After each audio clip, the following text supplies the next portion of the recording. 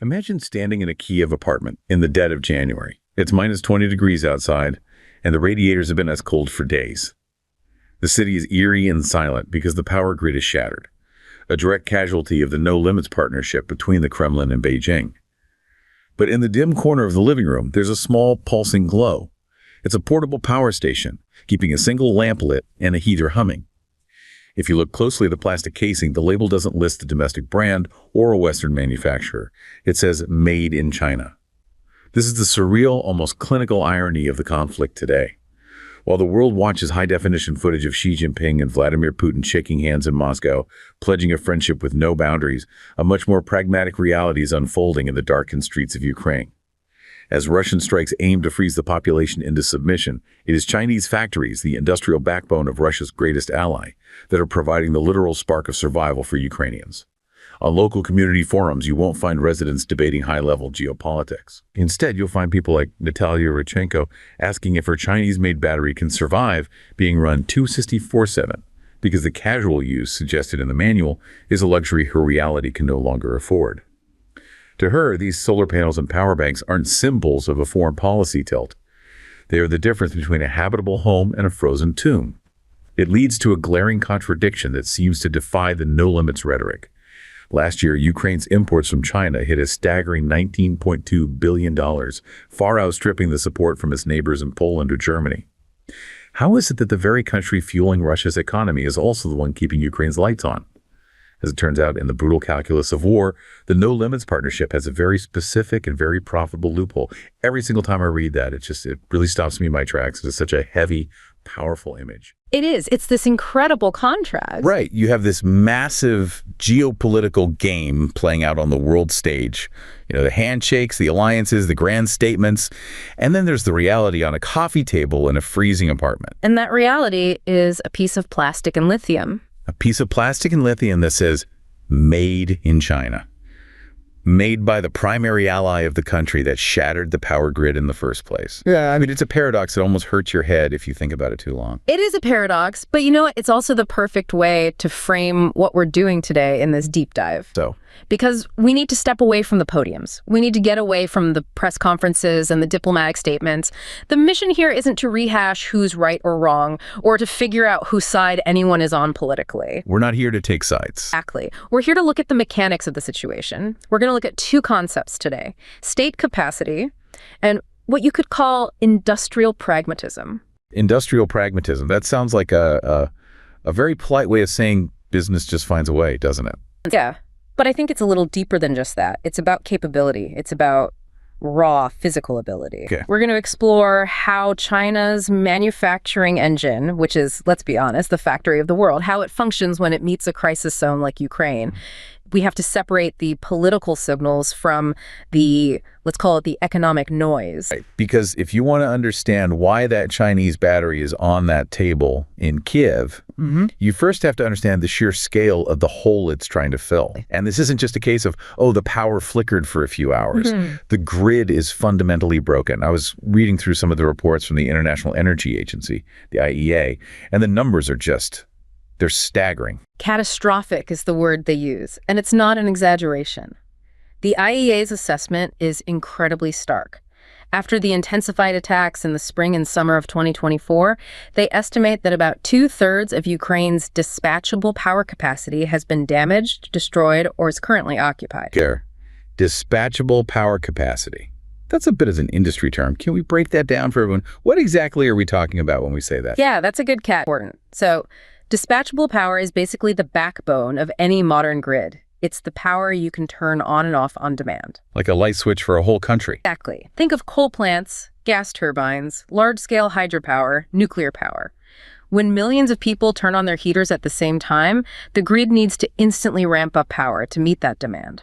That's what dispatchable power does. And the other kind, non-dispatchable, that would be things like wind and solar. Right. Wind and solar are fantastic, but they aren't fully dispatchable because you can't tell the wind to blow harder or the sun to shine brighter at 8 p.m. on a Tuesday. Dispatchable power is what provides the stability. It's the heavy lifters of the energy world. So if we follow that, Ukraine has lost 2/3 of its heavy lifting capacity. It's like trying to bench press 300 pounds when 2/3 of your muscles have just vanished. And the result of that is a projected supply deficit of about 6 gigawatts for this coming winter. And here's the brutal engineering reality of it all. You cannot just rebuild a giant centralized thermal power plant in the middle of a war. Because it's a giant target. It's like painting a bullseye on the ground. It's a massive stationary target that takes years, sometimes a decade, to build properly. If you start pouring concrete for a new turbine hall today, it's just a homing beacon for a missile tomorrow. It's completely unfeasible. So the old way of doing things is off the table? Completely. The only engineering solution for survival right now isn't rebuilding the old grid. It is radical decentralization. I really like the analogy of computing here. The old Soviet-era grid was kind of like a mainframe computer. You had one giant, powerful brain in a single room. If you smash that mainframe, the whole system goes dark. It's a single point of failure, a very large, very vulnerable point of failure. Right. But what they're being forced to build now, out of sheer necessity, is something more like the internet. It's a network of millions of individual laptops. You can destroy 1,000 laptops, you can destroy 10,000, but the network itself stays up. That is a very, very accurate analogy. A centralized power plant is that singular failure point. But 1 million solar panels spread across 1,000 kilometers, that's a resilient mesh. It's almost impossible to knock out completely. And this is the big but, right? This is where we get back to that made in China label on the battery. To build that mesh network, to replace that one giant mainframe with millions of laptops, you need hardware. You need millions and millions of units of hardware. And you don't need them next year. You need them now. You need them yesterday. And that's where the story pivots from a story about energy engineering to a story about industrial capacity. And the sheer, almost unbelievable scale of Chinese production. I was looking at some of the data from the U.S.-China Economic and Security Review Commission, the USCC, and frankly, the numbers don't even sound real. They sound like typos. They are staggering, but they're very real. Let's just focus on solar for a second. In just the first 6 months of 2023, China exported 114 gigawatts of solar panels. And let's just dwell on that number for a moment. 114 gigawatts. Numbers that big tend to just wash over you. But what does that actually look like in the real world? Okay, to put that in perspective for you, that 114 gigawatts was more than the total installed solar capacity of the entire United States at that time. Yeah. Every single solar panel on every roof in California, every massive solar farm in the deserts of Nevada, every single utility project across all of America, all of that combined, China exported more than that total capacity in just 6 months. That is, I'm trying to find a word for that. It's terrifyingly efficient. It's like they built an entire United States worth of energy infrastructure, put it in boxes, and shipped it overseas in half a year. That's what industrial dominance on this scale looks like. And for batteries, it's the exact same story. China currently produces enough batteries to meet essentially all of global demand. They've achieved a level of industrial surplus that is so vast, they can effectively flood any market anywhere in the world that has a need. And right now, there is no market with a more desperate, acute need than Ukraine. None. And we see that reflected in the export data, specifically for Ukraine, right? In June 2024 alone, Chinese exports of inverters, and just to clarify, those are the little boxes that turn the DC power from a solar panel into the AC power you use in your house. The brains of the system. Right, the brains. Exports of those surged by 139% to Ukraine in 1 month. That surge is the key indicator. It's the flashing red light on the dashboard. It highlights the speed factor, which is critical here. Western aid packages are hugely important, don't get me wrong. But think about the process involved. Oh, I'm thinking about it. The Western aid package involves parliamentary debates, budget approvals, interagency meetings, procurement contracts, compliance checks, logistics planning. You're talking months, if you're lucky. Sometimes it's years. Meanwhile, the Chinese supply chain takes weeks, sometimes just days. It's a commercial ecosystem, not a diplomatic one. It moves at the speed of a wire transfer, not a committee vote. And that speed is the difference between having light in the winter and not. It brings up a very specific story I found that I think really grounds this whole conversation. We can talk about gigawatts and supply chains all day, but I want to talk about a nurse named Olena. She's a head nurse working in a makeshift medical outpost on the outskirts of Kharkiv. Kharkiv is right on the edge. That's a city under constant pressure. The shelling there is relentless. Exactly. The normal hum of a city is gone, and it's been replaced by the sound of artillery. And Elena told this reporter she spent weeks watching the power flicker and die. Imagine trying to stabilize a patient. Maybe you're trying to hook up a ventilator or a heart monitor, and the grid just gives up. It's an absolute nightmare, a life and death situation every minute. For her, the grand debates we're having here about geopolitics and global supply chains were total abstractions. They meant nothing. But then, one day, shipment arrives. And this wasn't a UN convoy or a Red Cross truck. No. That's the thing. It wasn't a formal Western aid package. It was a commercial shipment, factory direct from Guangdong province in China. Just crates and crates of modular solar panels and these heavy brick-like batteries. Lithium iron phosphate batteries, I assume. That's the ones. And she described watching the technicians unfold these panels. And she made a point to say that these things are simple, they're robust, they don't need a PhD in electrical engineering to set up. And as she's watching this, she wasn't standing there thinking about the geopolitical implications. She wasn't contemplating state capacity or trade imbalances. She was just waiting for the light to come back on. She was watching the monitors flicker back to life. These products, these decentralized lifelines, were providing a stability that the old centralized grid could no longer offer. And when you look at Elena's situation, it's hard not to be struck by the sheer industrial momentum of it all. While we sit here in comfortable rooms and discuss strategic autonomy as some kind of abstract theory, this is what it actually looks like on the ground. It's a manufacturing output meeting a crisis need. It's a testament to how sheer scale, on its own, can become a form of humanitarian resilience.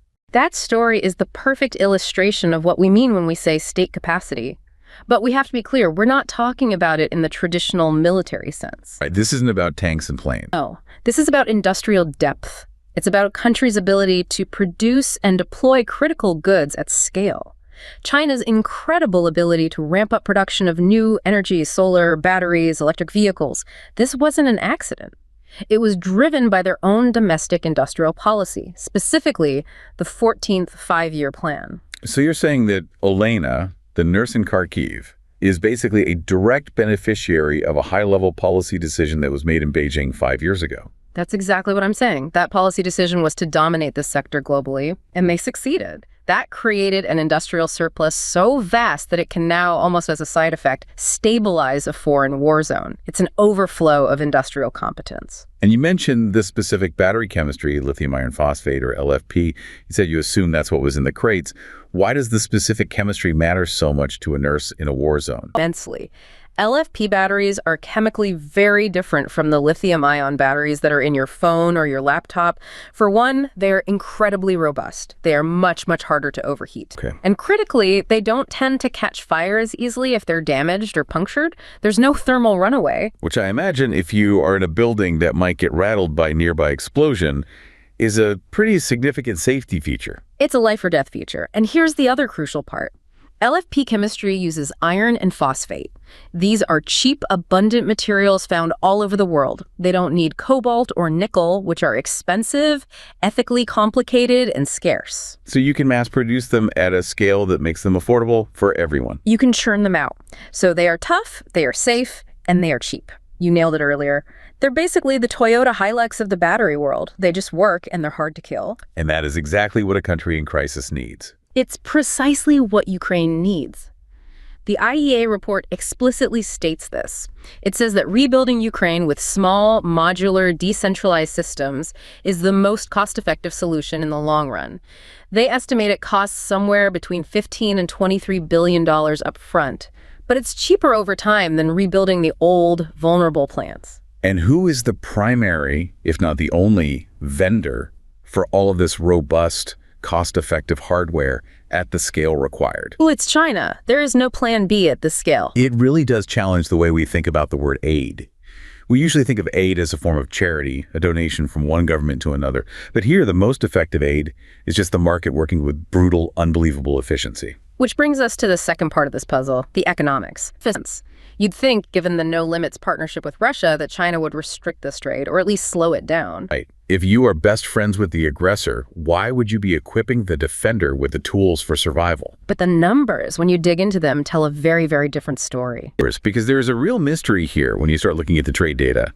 I was looking at a source called Riddle Russia, And they pointed out this massive discrepancy. It's like a huge hole in the global balance sheet. Fascinating. If you look at the official Ukraine customs data, they report importing about $19.2 billion worth of goods from China between January and November of last year. 19.2 billion. That is a huge number. But then if you look at China's official customs data, what Beijing says they exported directly to Ukraine, the number is much, much smaller. It's somewhere in the neighborhood of $3 to $5 billion. Okay, so that's a $14 or $15 billion gap. Yeah. You can't just lose $15 billion of trade in the couch cushions. Where is that stuff coming from? How is it getting into Ukraine? It's not missing. It's just taking a scenic route. This is the world of gray imports and what's known as transshipment.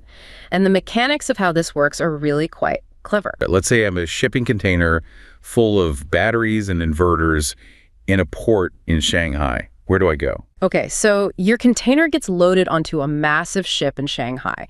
The official paperwork, the bill of lading, says your destination is, let's say, Poland, or maybe Romania, or Turkey. So not Ukraine. Not Ukraine. Beijing's customs office records that as an export to the European Union. The ship sails, it docks in Gdańsk, Poland.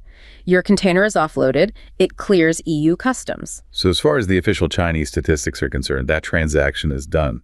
Those batteries are now Polish batteries. Exactly. The books are balanced, the transaction is closed, but then something interesting happens. Your container is immediately loaded onto a truck. It drives east towards the border. It goes to a crossing point like Medica. The paperwork is swapped or amended, and suddenly it enters Ukraine. And what's it listed as then?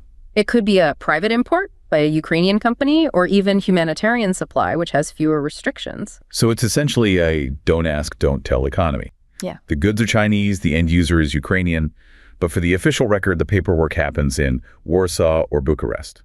And this system allows everyone to save face. Beijing can plausibly say to Moscow, look, our direct trade with Ukraine is minimal. We are not supporting them.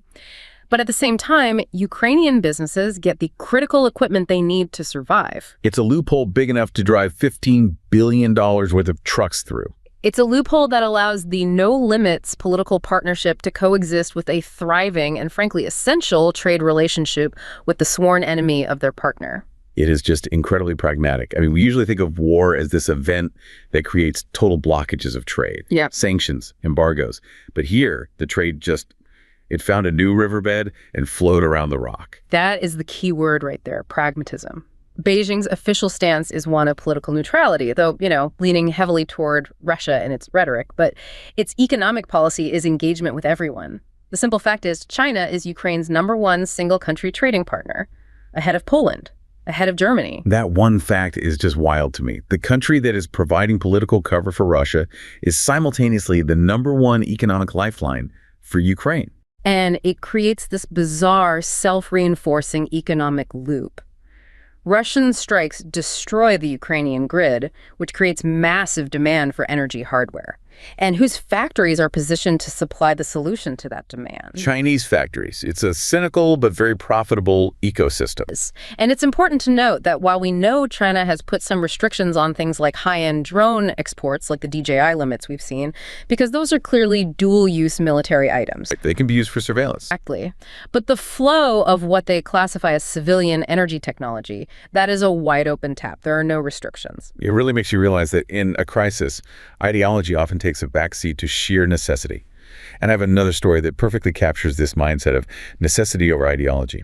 It's about a baker named Mykola in Kyiv. A baker, okay. A small-scale entrepreneur. He runs a neighborhood bakery, a local institution. And when the winter blackouts began, he was facing a genuine existential crisis. Dough is a living thing, right? Right, it needs consistent warmth. You can't just tell yeast to stop rising because the power went out. If the proofer is cold, if the oven is cold, the product is ruined. He's out of business in a matter of days. So he needs a reliable source of power, and he needs it immediately. And he basically had two choices. Option A was to apply for one of the Western aid programs. There are these subsidized equipment grants from European funds, which sound great on paper. But I sense there's a catch. A big catch. The paperwork. Mykola said it was like writing a novel. Show us your business plan, prove your sustainability metrics, fill out these 100 forms in triplicate, and then wait for the committee to meet next quarter. The bureaucratic speed limit. It's designed for peacetime. Exactly. That was option A. Or there was option B, walked down the street to a local electronics distributor in Kyiv. Mykola described walking into this place, and it was just stacked floor to ceiling with boxes of Chinese-made commercial energy storage systems. In stock and ready to go. High capacity, plug and play, and available today. He bought one on the spot. He told his friend something that really stuck with me. He said, "I respect the political support from the West, but my dough needs to rise today, not 6 months from now when a committee approves my application." Wow. He found the market was just flooded with this affordable Chinese tech. The trade routes had remained open. The prices were unbeatable because of the scale of production. For a guy like Mykola, buying a Chinese product wasn't some grand political statement. It wasn't a betrayal of his country. It was the only way to keep his ovens on and feed his community. That story really highlights this fascinating tension in the modern world. We in the West, we often like to think of the world as being organized into ideological teams, team democracy versus team autocracy. Right, we want the Democratic baker to buy the Democratic battery. It's clean. But Mykola's story shows us that on the ground, in a crisis, something else usually wins, and that's systemic efficacy. Systemic efficacy. It means the system that actually delivers the result you need when you need it. It doesn't matter what flag is on the box. What matters is, does it work? Can I get it now? Can I afford it? And this reflects a broader trend we're seeing, right? Yeah. This isn't just a Ukraine story. It reflects a perspective we see across much of the global South. Developing nations, and let's be honest, Ukraine, in its current state, shares many economic characteristics with a developing nation in crisis. They often prefer what they see as no-strings-attached development. It really boils down to a friction argument, doesn't it? Western aid is often high friction. Fill out this form, meet this environmental standard, prove this labor compliance. It comes with conditionality and bureaucracy. Whereas Chinese commerce is fundamentally low friction. It says, here is the box, here is the price, here's the financing. Yeah. Do we have a deal? And I was looking at the source material from a commercial distributor called Mate Solar, which is active in this space in Ukraine. Their marketing is just fascinating to read. What do they emphasize? They explicitly market things like factory direct sales, cutting out middlemen. They advertise no customs duties. No customs duty. Because the Ukrainian government, in its desperation, temporarily waived duties on energy equipment to speed up imports. But the Chinese distributors immediately integrated that government policy into their sales pitch. Smart. They are working with Ukrainian banks to offer 0% interest loans for green energy purchases. So you have a completely integrated, frictionless commercial ecosystem. For a guy like Mykola, it's not about geopolitics. It's about the fact that he can walk into a shop, get a battery today, get a zero-interest loan for it, and keep his business running.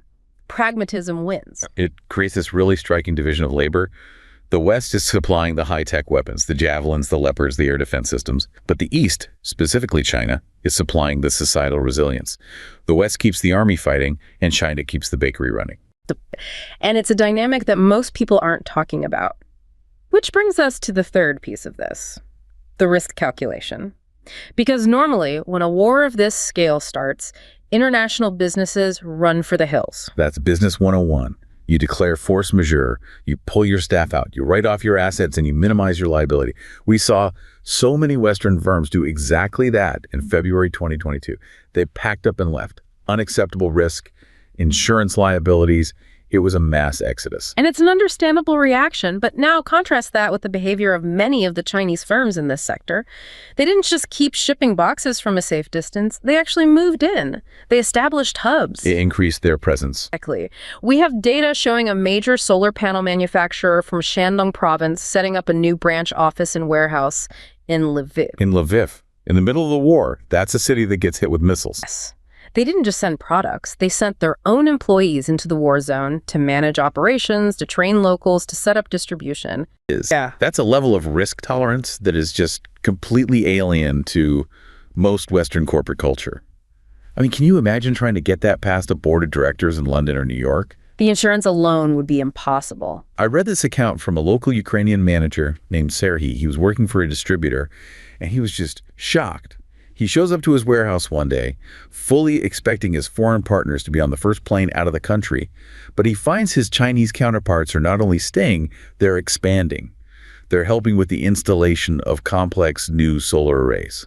And these aren't soldiers or diplomats with security detail. They're businessmen. They're engineers. And Serhiy asked them why they were staying, and their rationale was fascinating. Okay. He said they viewed a high-risk market as a high-reward, long-term opportunity. While Western firms were waiting for governments to provide war risk insurance or for green zones to be established, these companies were on the ground, integrating themselves into the local economy. They were making a bet on the ultimate resilience of the Ukrainian market at a time when others saw only a liability to be written off. Distinction. In a lot of the sources we've seen on EU-China relations, the big buzzword from the European side is de-risking. The EU wants to de-risk its supply chains, and Western firms want to de-risk their exposure to the conflict in Ukraine. Everyone is trying to back away from the cliff edge. They're trying to build walls. Right.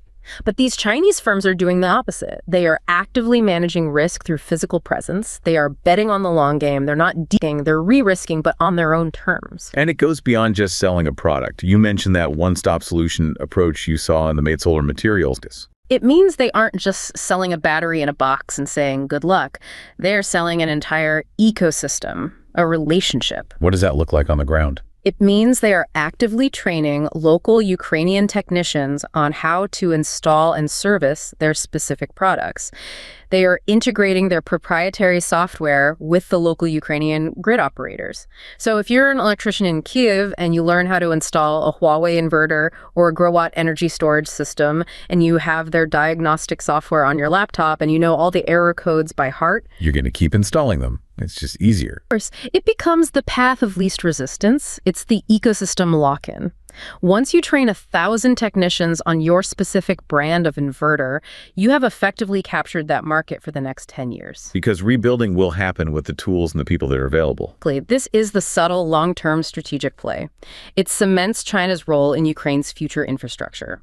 When this war eventually ends and the massive international effort to rebuild begins in earnest, the foundation of the new, decentralized green energy grid will already have been built. And it will be built on Chinese standards, using Chinese software and running on Chinese hardware. So while all of our attention is focused on the map of the front lines, who controls which village where the trenches are, there is another map being drawn in parallel. A map of energy and technological infrastructure. And on that map, the territory is, quietly but surely, turning Chinese. It forces you to ask a really fundamental question about what power and influence actually look like in this century. Is influence a tank rolling across a border? Is influence a signature on a treaty? Or is influence the inverter that keeps the lights on in the hospital and the tank factory running? That is a perfect pivot to our synthesis here.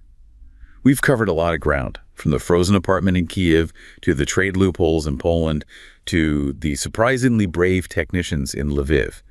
So let's try to pull the camera back. What does this all mean when we put all these pieces together? I think we have to look at this in 3 distinct but interconnected layers. First, there is the industrial layer. And here we simply have to acknowledge the brute force reality of the situation. China has the physical capacity, the factories, the supply chains, the economies of scale to save the Ukrainian grid. No other country or bloc on Earth could have ramped up supply that quickly and that cheaply. That is a simple, hard fact of industrial reality. It is the sheer weight of their manufacturing base. You just can't argue with 114 gigawatts in 6 months. It is what it is. Second, there is the commercial layer. The trade relationship, this flow of goods, is simply too profitable for the Chinese and too essential for the Ukrainians to be stopped by political ideology. Both Beijing and Kyiv are behaving with extreme pragmatism. They are effectively ignoring the no-limits political rhetoric because the economic reality on the ground is so mutually beneficial. Money talks, as they say, and in this case, it's also keeping the lights on and the heaters humming. And that leads to the third layer, which is the strategic one.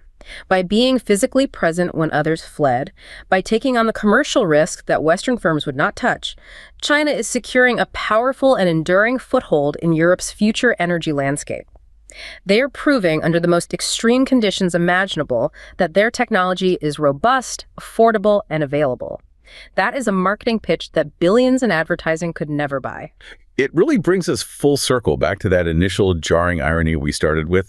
The no-limits partnership with Russia is happening at the very top level. The handshakes, the state dinners, the vague diplomatic statements that fill the news. The high politics of it all. Exactly. But the no-limits supply chain with Ukraine, That's happening at the street level. It's happening in the warehouses, in the bakeries, in the hospitals. And for the people whose stories we've touched on today, for the nurse Alina, for the baker Mykola, for the local manager Serhiy, that little label, made in China, it doesn't signify a political alliance. It doesn't mean they support Beijing's foreign policy or its stance in the war. It's not about ideology for them. It signifies survival. It signifies that they can do their jobs, feed their families, and stay warm through another winter. It is the ultimate expression of pragmatism. It's a powerful reminder that while we tend to look at the world through the lens of great power conflict, there is this other deepened undercurrent of economic and industrial efficiency that just keeps moving, almost independent of politics. We often measure power by treaties signed or by weapons supplied. But perhaps true power in the 21st century looks less like a tank and more like a portable power station that turns on when the rest of the world has gone dark. In the vacuum that's left by war and by bureaucracy, efficiency doesn't just fill the gap, it builds the future.